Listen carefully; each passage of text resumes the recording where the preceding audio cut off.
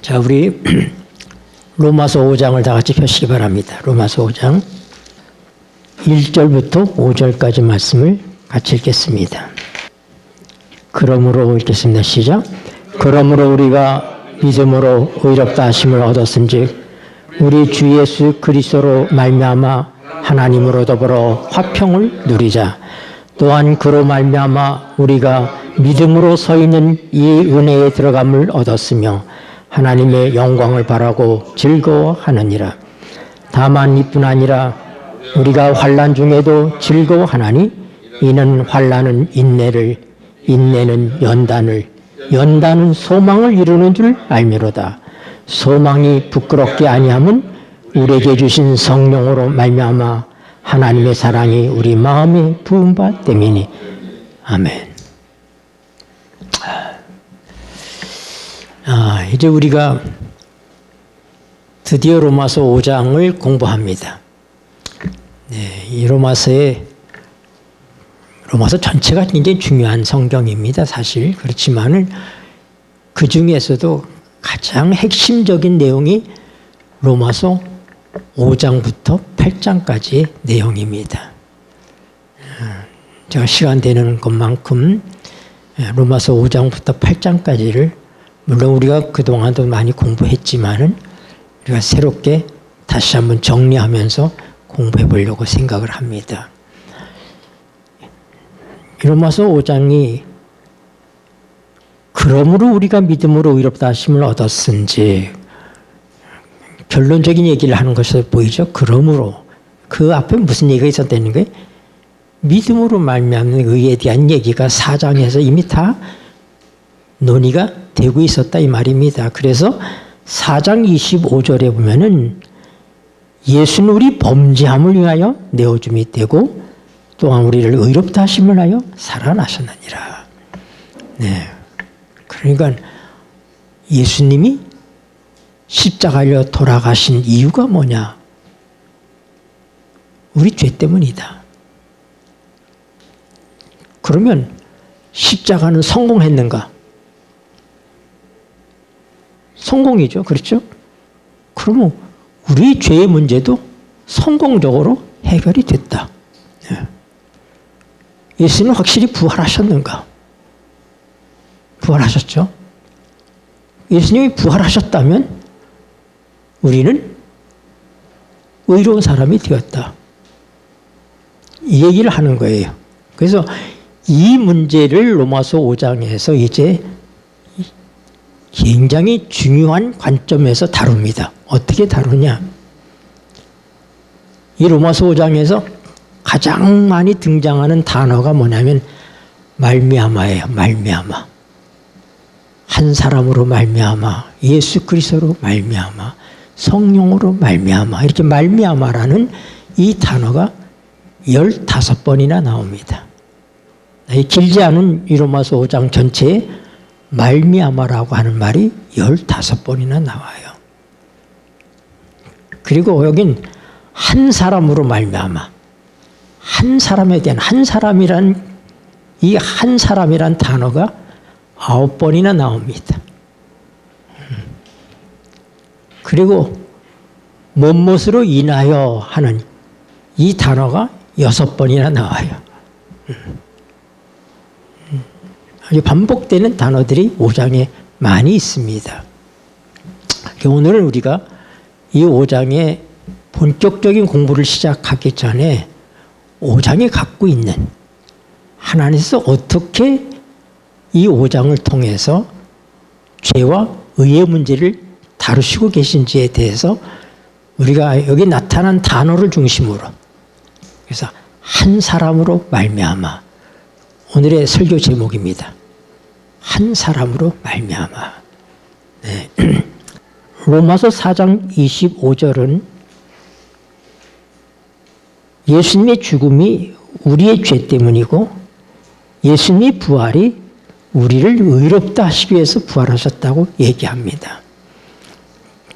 늘 이 로마서 5장 25절을 공부할 때는 6장 4절과 같이 봐야 됩니다. 로마서 6장 4절을 보시겠습니다. 그러므로 우리가 읽겠습니다. 시작. 그러므로 우리가 그의 죽으심과 합하여 침례를 받음으로 그와 함께 장사되었나니 이는 아버지의 영광으로 말미암아 그리스도를 죽은 자 가운데서 살리심과 같이 우리로 또한 새 생명 가운데서 행하게 하려 함이니라. 네. 그래서 여기서 로마서 5장 25절에서는 예수님의 부활을 우리의 의와 관련돼서 설명하고 있는데 6장 4절에서는 예수님의 부활을 우리의 새 생명, 우리가 새 생명 가운데서 살아가는 삶과 연관을 짓고 있습니다. 여러분들이 이 부분들을 좀 관심 있게 보시면서 말씀 묵상을 하면은 하나님께서 이 둘을 통해서 하나님 주시는 빛이 어떤 것인지를 분별하는 그런 기쁨이 여러분들에도 있으리라고 생각됩니다.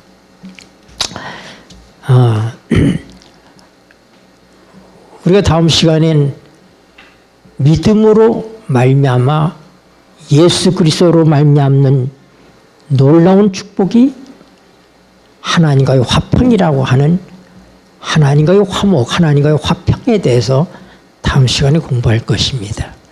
오늘은 여러분들이 관심을 어디다 두느냐? 한 사람으로 말미암아 왜 하나님께서 이렇게 말씀하시고 계신지를 여러분들이 생각해 보시게 되길 바랍니다.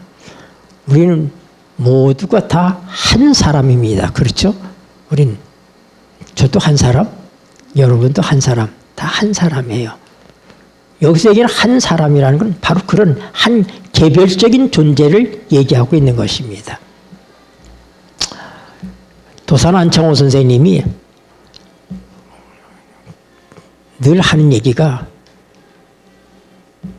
서로 싸운다고 불평하는 사람들, 이 나라가 어지럽고 나라 잃은 상태에서도 우리 한국 사람들이 합치지 못하고 많이 싸웠던 것 같아요, 사실.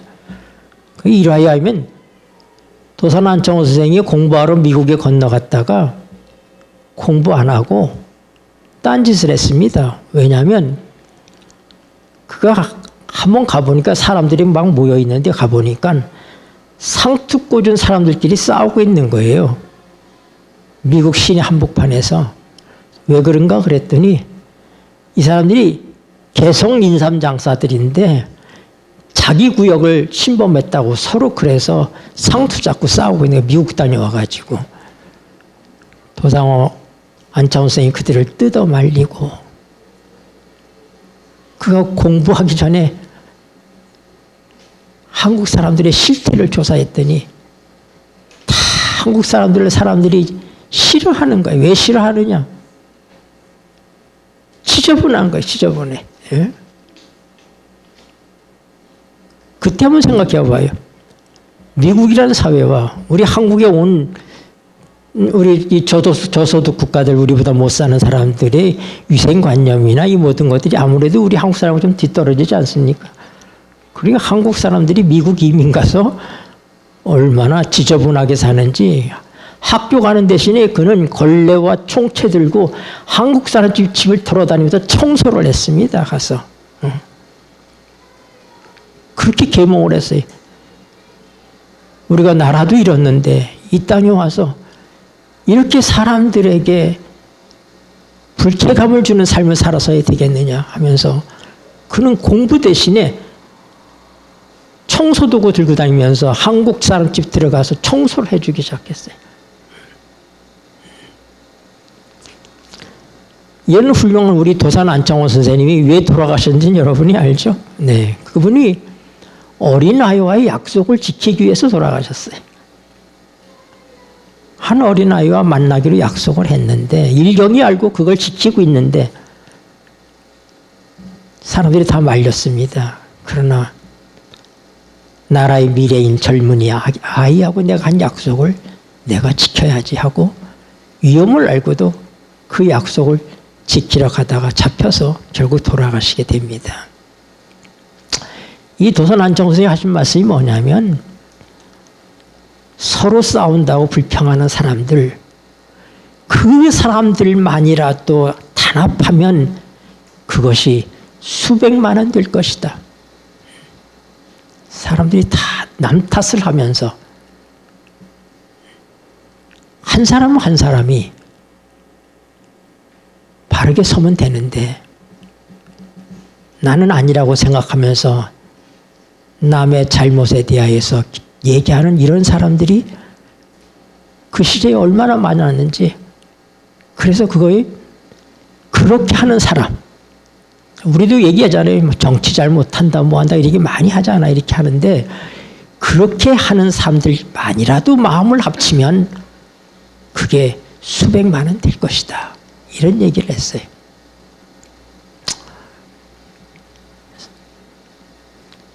일제시대 때 살았던 우리 장로교회 정찬유 장로님이라는 훌륭한 사업가가 계셨습니다. 그는 자선사업가고 그 다음에 교회에 충성스러운 그런 종이었는데 그 집에 한 과객이 오셔서 하룻밤을 묵게 되었습니다. 옛날에 이제 안채와 사랑채가 다르잖아요, 되게. 그래서 손님들은 사랑채에서 이제 남자분하고 같이 이제 주무시게 되시죠. 장로님과 사랑채에서 쉬고 이제 밥을 해서 며느리가 밥상을 받쳐서 정성껏 갖고 들어오고 있었는데 그 사랑채에 들어가는 문 앞에 곡식 가마니들이 이렇게 쌓여 있었는데 그만 실수해서 밥상 다리가 거기 걸려서 밥상이 다 패대기가 쳐졌습니다. 이거 얼마나 망신스럽습니까? 그랬더니 그때 정찬유 장로님이 하기를 아이고 아가야 내가 왜 여기다가 이 가마니를 쌓아놔가지고 네가 실수하게 됐구나 미안하다. 그러니까 부엌에 있던 시어머니가 쪼르르 달려나오더니 아니에요. 제가 밥상을 들고 갔어야 되는데 지가 들고 가겠다고 해서 그래서 이렇게 됐어요. 그러니까 며느리가 아니 제가 실수한 거지 하고 하니까 그 과객이 뭐라고 얘기하냐면 나는 한상 잘 차려진 밥상보다도 더 풍족한 그런 축복을 이 가정에서 보았다. 그렇게 얘기를 했습니다. 네. 우리가 잘못을 남 탓을 하기 전에 우리 정찬유 장로님처럼 어떻게 해요? 그 가정이 전부 자기가 잘못했다는 거예요. 다 자기가 잘못했다는 거예요. 그래서 그 과객이 깊은 감동을 받고 나는 잘 차려진 밥상을 먹는 것보다 그날 너무나 기분이 좋고 배가 불렀다고 그렇게 얘기하고 있습니다. 여러분, 왜 하나님께서 한 사람으로 말미암아 그렇게 말씀하고 계실까요? 다시 로마서 5장 1절을 보세요. 그러므로 우리가 읽겠습니다. 시작.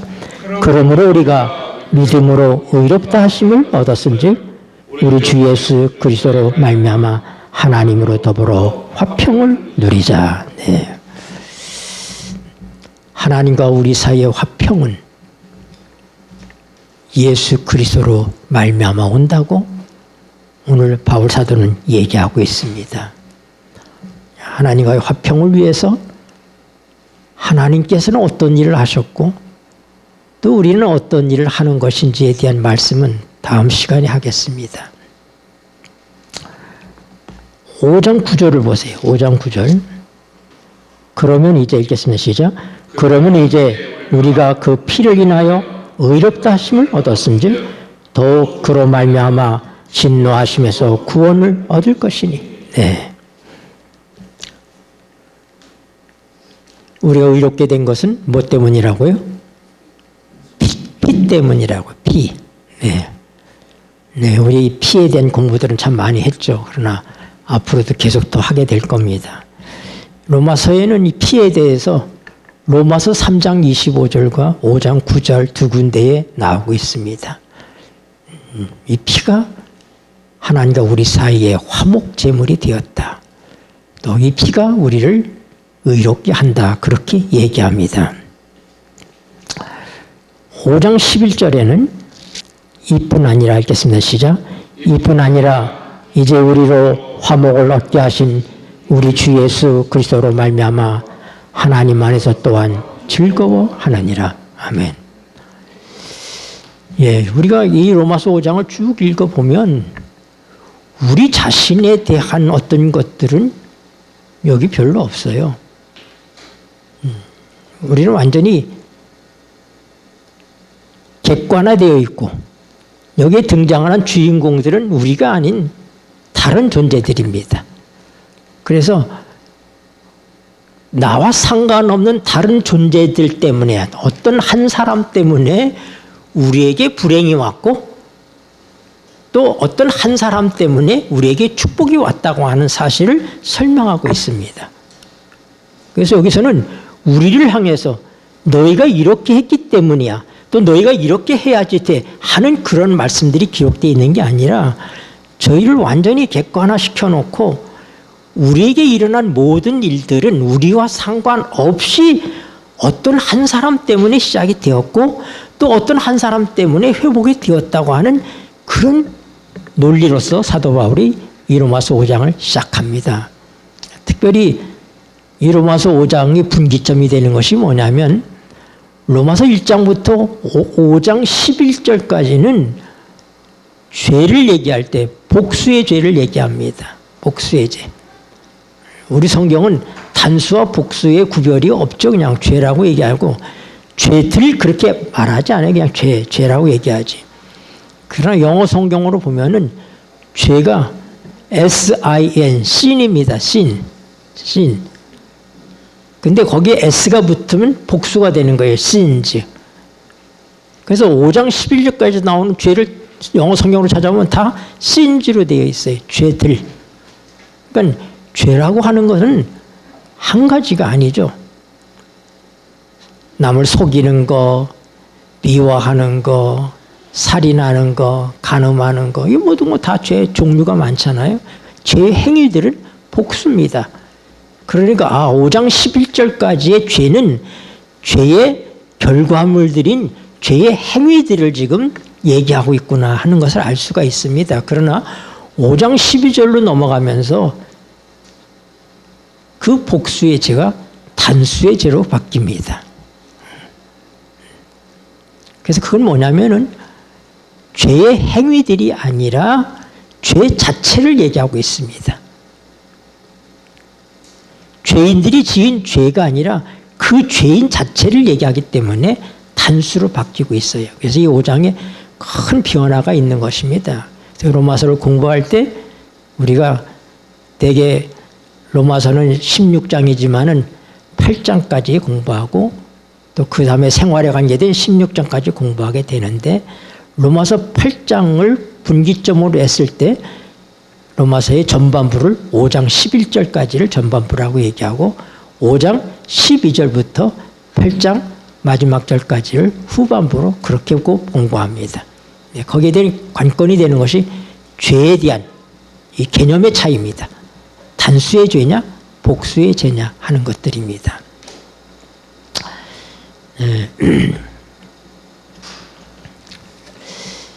한 젊은 병사가 큰 죄를 졌어요. 모반을 일으켰습니다. 그래서 그는 사형을 언도받을 수밖에 없는 최종적인 그런 군사 재판의 자리에 서 있게 되었습니다. 이제 군사 재판에서 판사가 그에게 사형을 언도하려고 할 때 한 사람이 나타납니다. 그 사람은 조국을 위해서 양팔을 잃어버린 그런 상위 군인이었습니다. 그런 팔 없는 이 팔을 흔들면서 그러면서 재판장 앞으로 나갑니다. 모든 사람이 볼 때 저 사람은 우리 조국을 위해서 양팔을 희생한 훌륭한 군인이구나 이렇게 사람들이 볼 수밖에 없는 그런 사람이었습니다. 재판장님 제가 드릴 말씀이 있습니다 하고 그 얘기합니다. 재판장님 제 동생은 죽을 죄를 졌습니다. 사형받아서 마땅합니다. 그러나 그는 제 친동생입니다. 제가 내 조국을 위해서 두 팔을 잃어버렸습니다.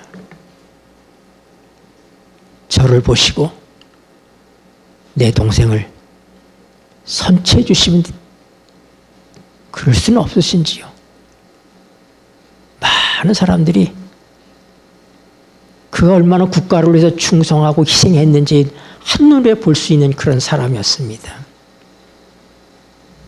그 형으로 말미암아 재판장은 그 동생을 사형시키지 않고 상당한 예우를 갖춰서 그가 죽지 않을 수 있을 정도의 어떤 것들을 가벼운 그런 벌을 내렸다고 하는 것입니다. 그것은 죽어야 되는 사람의 삶의 변화 때문이 아니라 그를 대변한 국가를 위해서 양팔을 잃은 형 때문에 그 동생이 살아나게 된 것입니다. 마찬가지로 여러분, 오늘 우리가 살아나게 된 것은 우리의 어떠함 때문이 아닙니다. 그런데 더욱 감사한 것은 성경은 이렇게 우리에게 얘기하고 있습니다. 5장 12절 보십시다. 5장 12절. 이러므로 읽겠습니다. 시작. 이러므로 한 사람으로 말미암아 죄가 세상에 들어오고 죄로 말미암아 사망이 왔나니 이와 같이 모든 사람이 죄를 지었으므로 사망이 모든 사람에게 이르렀느니라. 아멘. 죄가 어떻게 왔다고요? 한 사람 때문에 왔다고 얘기합니다. 그 한 사람이 누구예요? 네, 아담이죠. 네.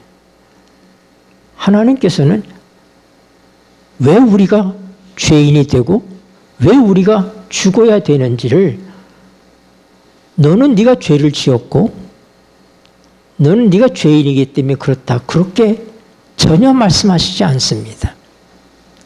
하나님께서 우리가 죄인 된 것은 너가 죄를 선택했기 때문이 아니야. 너가 죄를 지었기 때문이 아니야. 전혀 그렇게 말씀하시지 않고 뭐라고요? 한 사람 때문에 그렇게 됐어. 한 사람 때문에. 저는 이번 주일 내내 이 말씀을 가지고 생각하면서 하나님께서 왜 이렇게 이 문제를 이런 식으로 우리에게 말씀하시고 계시는가? 여러 각도로 생각을 해봤습니다. 죄는 한 사람 때문에 왔다. 하나님께서 죄를 보실 때 우리 자신을 보시지 않고 하나님은 아담을 보십니다. 아담 한 사람을 보시는 거예요. 아담 한 사람 때문에 죄가 시작됐고 그 한 사람 때문에 그 모든 죄의 결과가 우리에게 이르러 온 것입니다. 여러분, 저희 할아버지가 5살에 세상을 떠나셨다면은 제가 세상에 있을 수 있을까요? 있을 수가 없죠. 네. 우리 할아버지가 5살에 돌아가셨으면 저는 없는 거예요. 네. 그러니까 아담이 범죄함으로 아담은 하나님 앞에서 없는 존재가 됐어요. 그러니까 아담을 통해서 태어난 모든 사람은 다 도매금으로 하나님 앞에서 어떤 존재예요? 없는 존재예요. 사람들이 많은 원죄 얘기를 하는데 우리는 원죄 얘기를 하는 걸 좋아하지 않습니다. 네. 그 신학적인 용어예요, 원죄라고 하는 것은. 그러나 성경적으로 얘기하면은 죄인은 비존재인 것입니다. 죄를 짓는 순간에 하나님 앞에서 인간은 없는 존재예요. 그러니까 원죄고 뭐고 그런 거 없이 없는 존재예요. 우리는 없는 존재예요. 그냥. 우리가 왜 죽느냐? 원죄 때문에 우리가 죽는다. 그게 아니라 이미 우리는 없는 존재다 이 말입니다. 비존재예요. 하나님 앞에서. 그래서 하나님께서 우리를 다시 부르셔서 아담을 부르시는 것처럼 하나님이 부르시면 창조예요. 창조. 그분이 부르심에 그분이 명하심에 섰다 이 말입니다. 네. 하늘과 땅이 그분이 부르심에 존재하게 됩니다. 그분이 명하심에 모든 게 존재하는 거예요. 빛이 있으라 하니 빛이 있는 것입니다. 비존재가 되어버린 아담을 하나님께서 찾아오지 않았으면 아담은 영원히 하나님 앞에서 죽은 자요 없는 자인 것입니다. 근데 하나님께서 아담아 하고 부르시잖아요. 네? 네. 하나님께서 우리를 부르신다고 하는 것은 우리의 존재를 인정한다고 하는 것입니다. 우리를 존재케 하신다고 하는 얘기예요. 우리 이미 캠프하우스와 또 지난 안식일 그런 부분들을 우리 함께 살펴봤습니다. 사실은. 네. 근데 여러분, 그러므로 원죄 때문에 우리가 죽는다 그게 아니라 우리는 원래 죽은 자이다. 원래 죽은 자이다. 아담이 죽었기 때문에 죽은 자이다. 우리는. 죽은 자가 산 자가 되려면 어떻게 해야지 돼? 다시 태어나야 되잖아요. 다시 태어나야 되잖아요. 한 사람을 통해서 후손들이 쭉 전달되는 것처럼, 근데 그 모든 사람이 다 죽은 자가 된 거예요. 하나님 앞에 다 죽은 자로. 그러니까 우리가 살았다고 하는 것이지만 하나님께서 볼 때 우리는 살아있는 게 아니에요. 하나님의 생명 밖에 있는 존재들인 것입니다. 잠깐 보이다가 사라지는 안개 같은 인생을 살다가 가는 것입니다.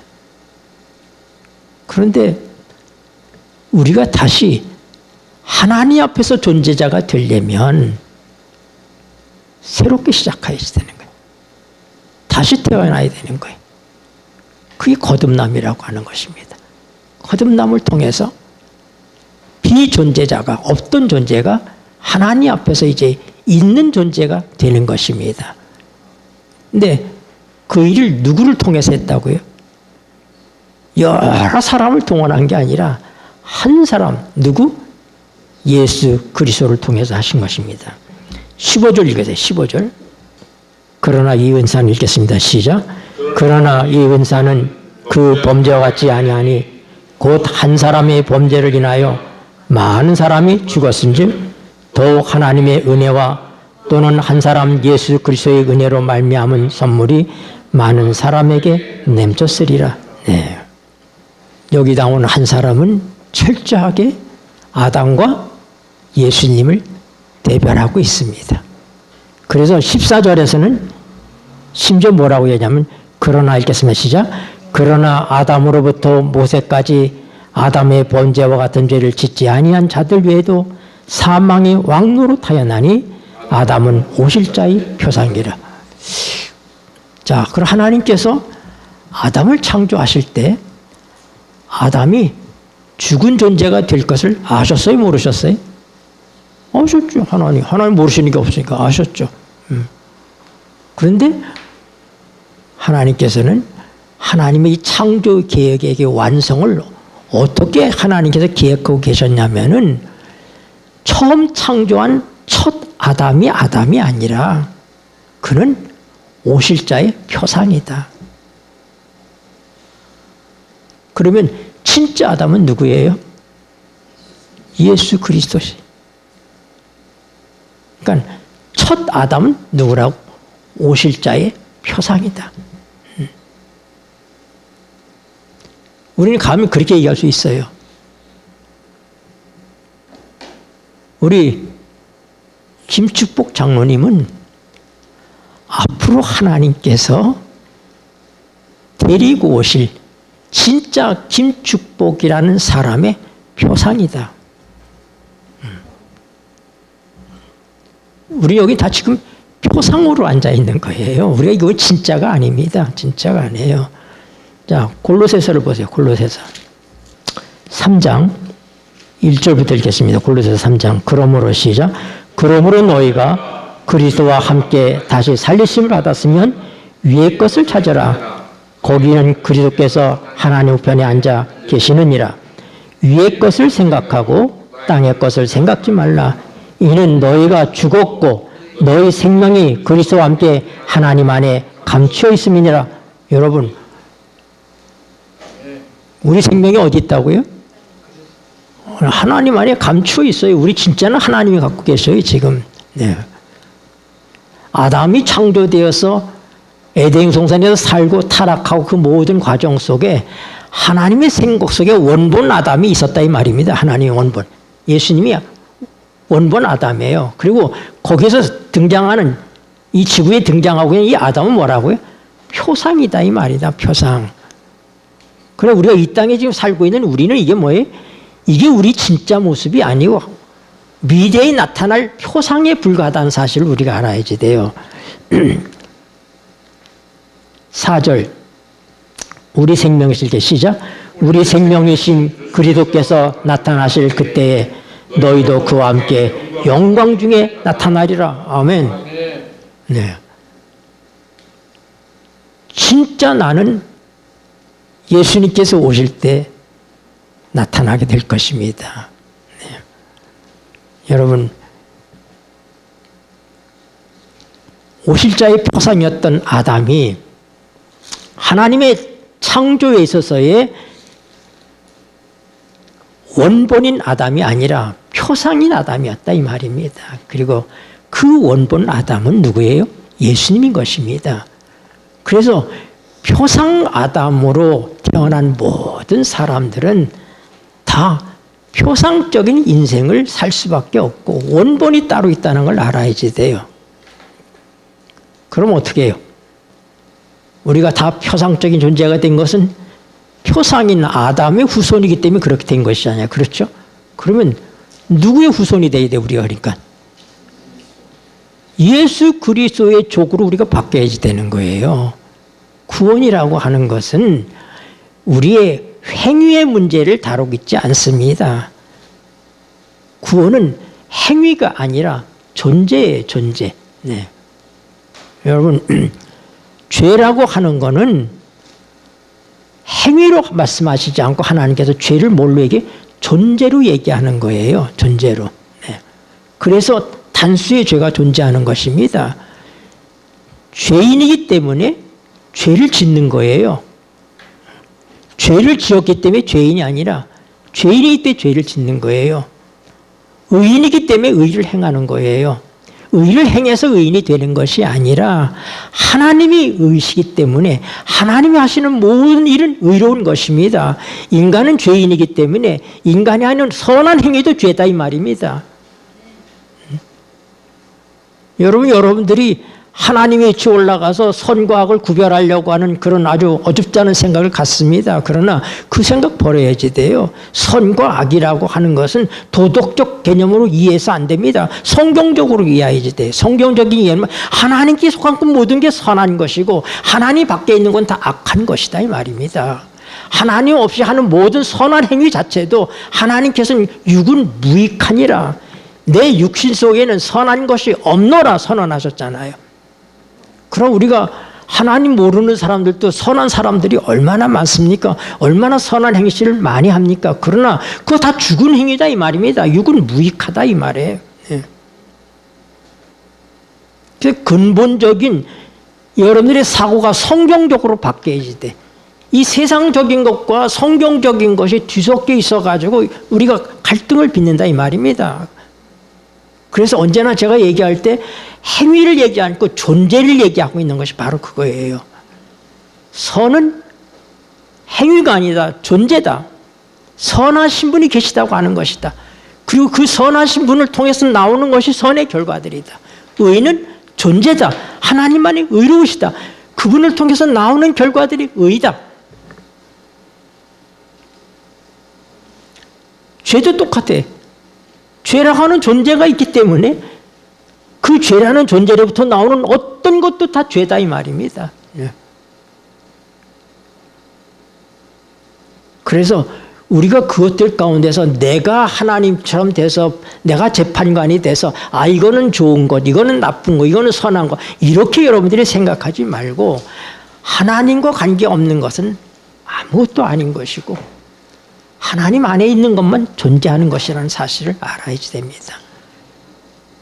똑같은 의로운 행위를 할지라도 하나님의 성령을 통해서 한 것은 하나님이 인정하시는 것이지만은 내 자학한 것은 무익하다고 하나님께서 말씀하십니다. 그건 자기 자랑이고 아무 소용이 없는 거예요. 네. 그래서 로마서 5장에 하나님께서 이 믿음으로 말미암는 의에 대해서 다시 한번 말씀하시면서 우리에게 주시는 것은 바로 뭐냐면 한 사람이라고 하는 한 사람으로 말미암아 하는 이걸 통해서 존재론을 얘기하고 계시다 이 말입니다. 네.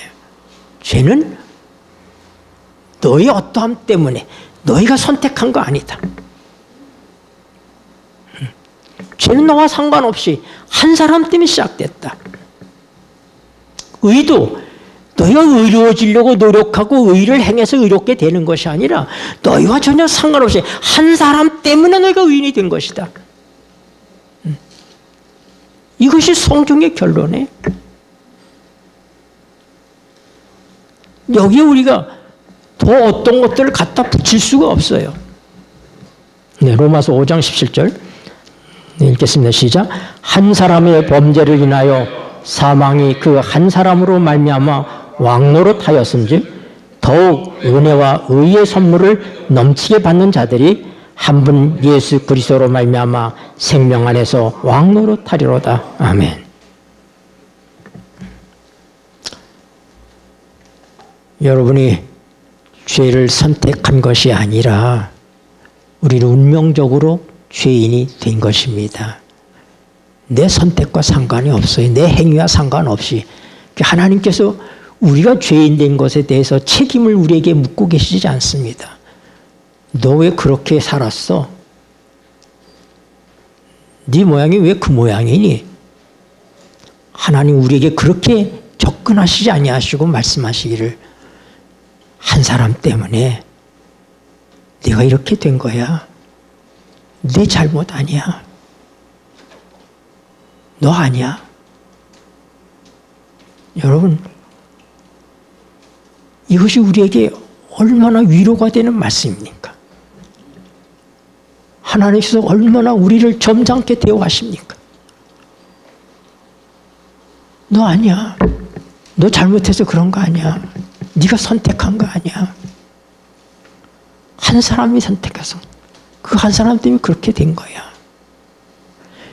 그래서 네가 선택하지 않았는데도 네가 이렇게 됐잖아. 네 책임 아니잖아. 그런 것처럼 네가 사는 방법도 네가 선택해서 네가 노력해서 얻어지는 게 아니라 똑같이 한 사람 진짜 아담 때문에 너가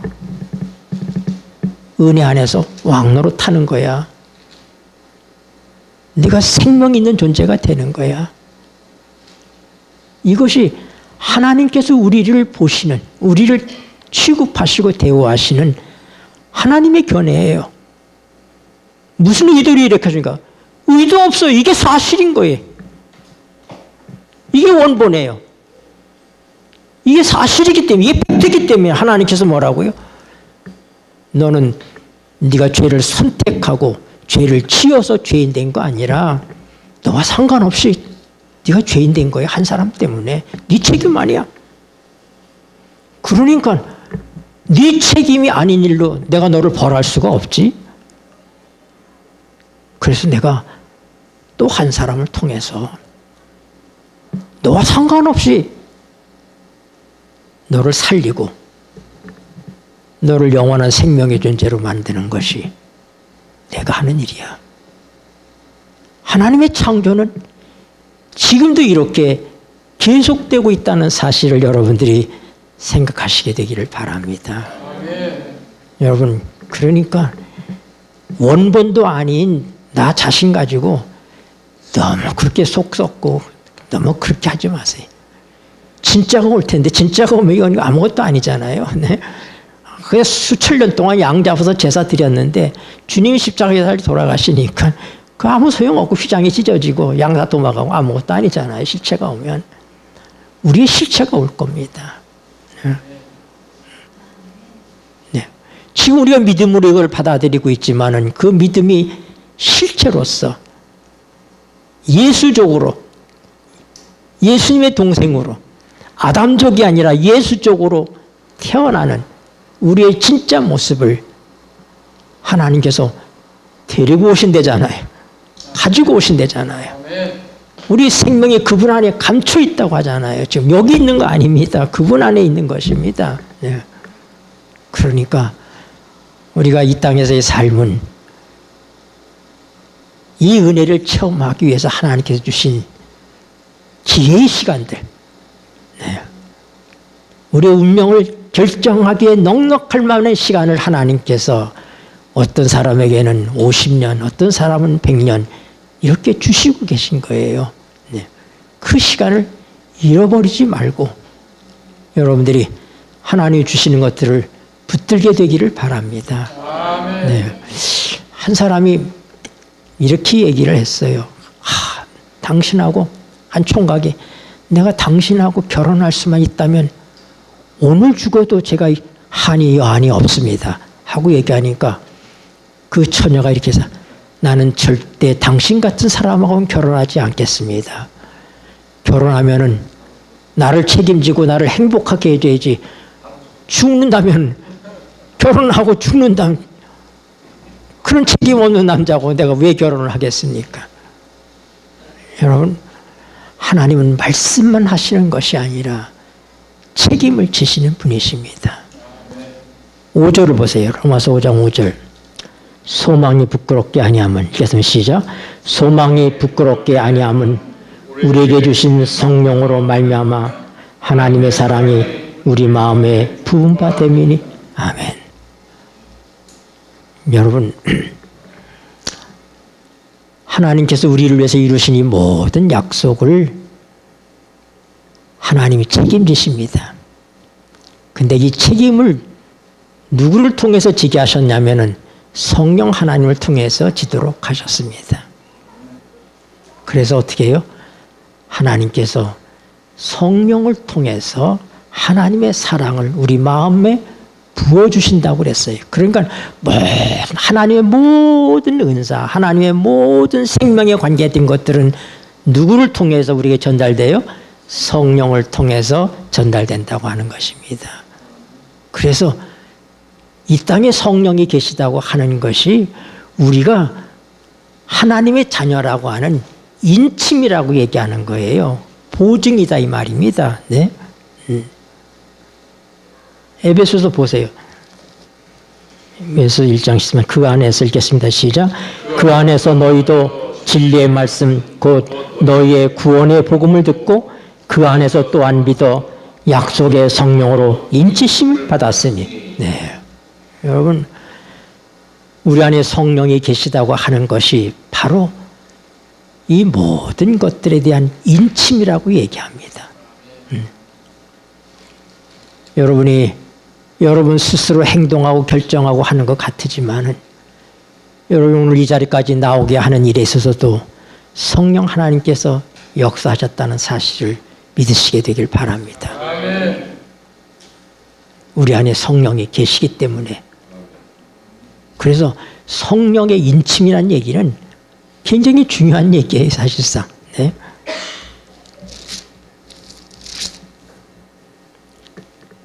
(4장 30절도) 보세요. 4장 30절. 에베소서 4장 30절. 하나님의 성령을 읽겠습니다. 시작. 하나님의 성령을 근심하게 하지 말라. 그 안에서 너희가 구속의 날까지 인치심을 받았느니라. 아멘. 성령의 인침의 의미가 무엇인지를 하나님께서는 나와 전혀 상관없이 이루어지는 일들, 한 사람 때문에 내가 죄인이 되고 한 사람 때문에 의인이 된 그 모든 일에 대하여 실체가 아닌 모형으로 우리가 이 땅을 살고 있지만 우리가 이 땅에 사는 날 동안 하나님께서 뭐예요? 성령을 통해서 내가 이미 그런 존재가 되었다는 사실을 인치고 계시다 이 말입니다. 네. 우리가 이 세상을 살아가면서도 때로는 범죄를 하고 잘못해도 그렇게 마음에 우리가 아주 불안하지 않고 그런 것은 바로 뭐냐면 성령의 중보하심이 우리 속에 있기 때문에 그래요. 네. 야곱의 환난이라는 것은 성령의 중보가 없이 우리가 쓰기 때문에 그때 우리가 불안한 것입니다. 사실상. 네. 이미 우리 구원이 확정된 다음에 7재앙 가운데 셋째나 넷째 재앙쯤에 아마 이 야곱의 환란이 있을 것으로 우리가 생각되는데, 잠깐 동안 성령의 중보 없이 우리가 믿음으로, 우리 개인의 믿음으로 어떻게 해요? 그렇게 해야 되는 거예요. 예수님도 십자가에 달려 돌아가실 때, 제가 어저께 시대의 소망을 자세히 읽었어요. 자세히 읽는데 어둠이 하나님을 가렸다. 예수님 십자가에 있을 때 하나님이 거기 오셨습니다. 하나님이 거기 오셨어요. 그래서 하나님께서 어둠으로 하나님의 자체를 가렸습니다. 천사들과 아버지 하나님이 예수님이 십자가 곁에 계셨어요. 그러나 주님의 눈에는 보이지 않았어요. 그래서 주님께서 뭐라고 해요? 나의 하나님 어찌하여 나를 버리시나이까? 엘레이 라마 사박다니. 여러분, 제가 읽어드릴까요? 내가 여기다 적어 갖고 왔어요. 그 짙은 어둠으로 인하여 하나님의 임재가 가려졌다. 그분은 어둠으로 장막을 만드시고 그분의 영광을 인간의 눈으로부터 감추셨다. 하나님과 그분의 거룩한 천사들은 십자가 곁에 계셨다. 아버지께서는 아들과 함께 계셨으나 그분의 임재는 나타나지 않았다. 만일 하나님의 영광이 구름 속에서 번쩍였다면 모든 관중이 멸망하고 말았을 것이다. 그리스도께서는 그 무서운 시간에 아버지의 임재하심에서 오는 위로를 받지 못하셨다. 그분은 홀로 포도즙 틀을 밟으셨으며 백성 가운데 그분과 함께 한 사람은 하나도 없었다. 여러분,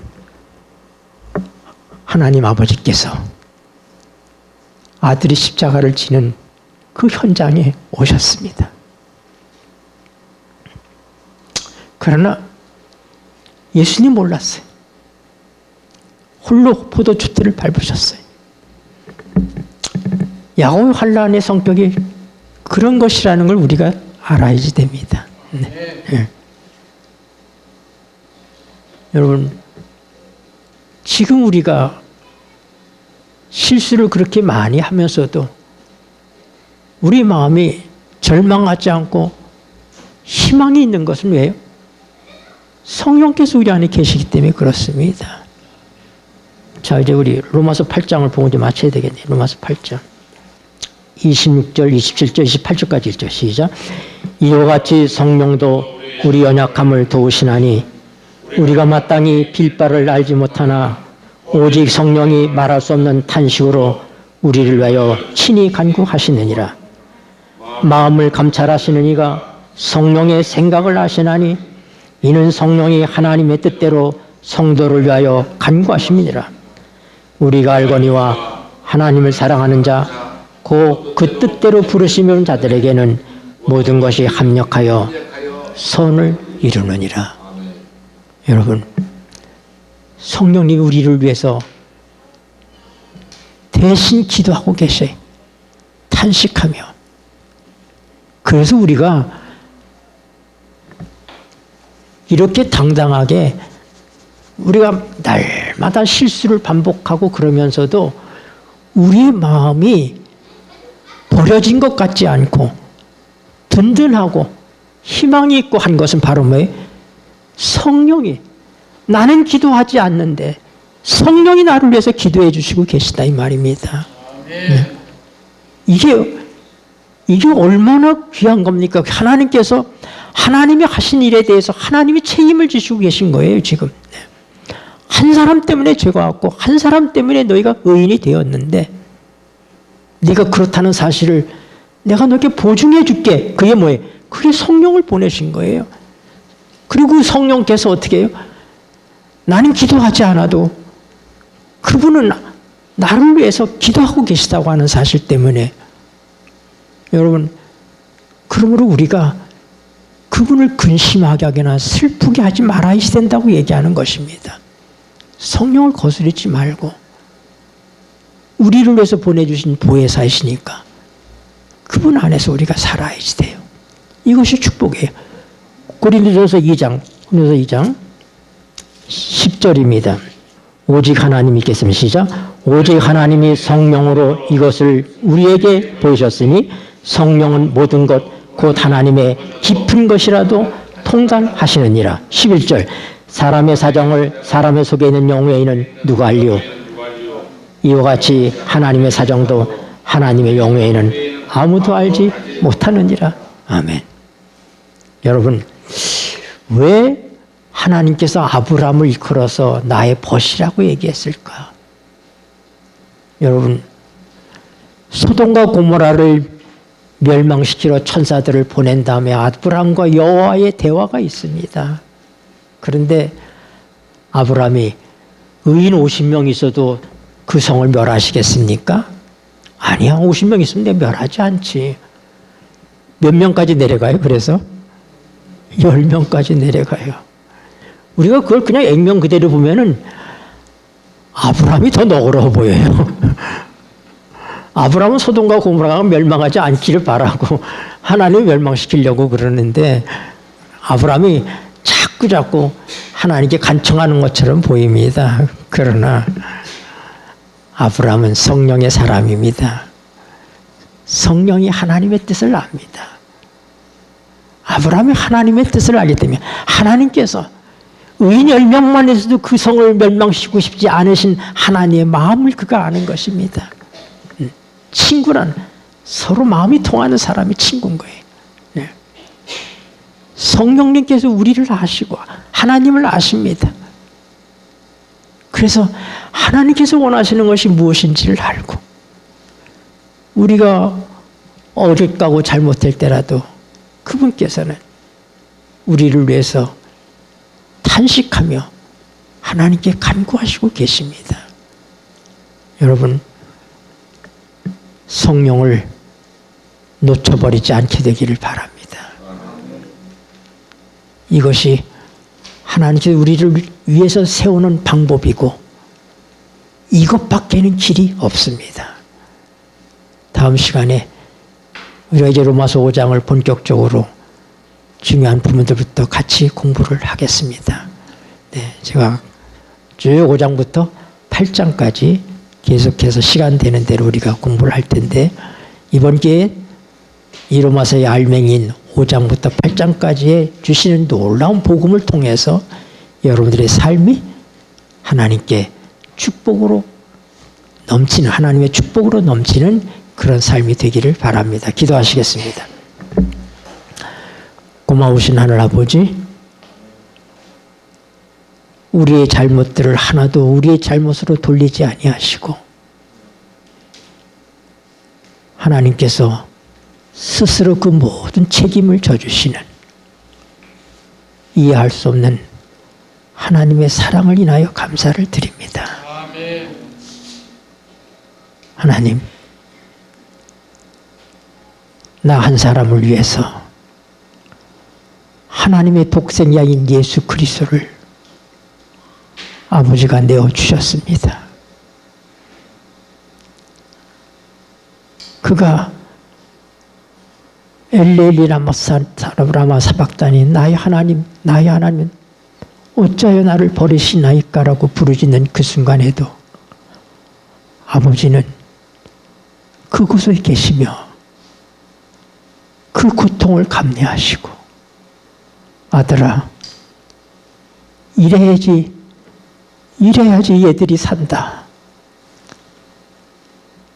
아들을 포기하는 아버지의 심정이 어떤 것이었을지를 생각하고 이제 우리가 우리를 위해서 보내주신 성령님을 외면하지 않도록 도와주시고 내 감정과 내 생각과 내 고집대로 살지 않고 성령을 쫓아서 사는 성령께서 하나님의 뜻을 아시기 때문에 그 뜻을 알려주실 때 즉각적으로 따라하는 저희가 되게 하여 주시옵소서.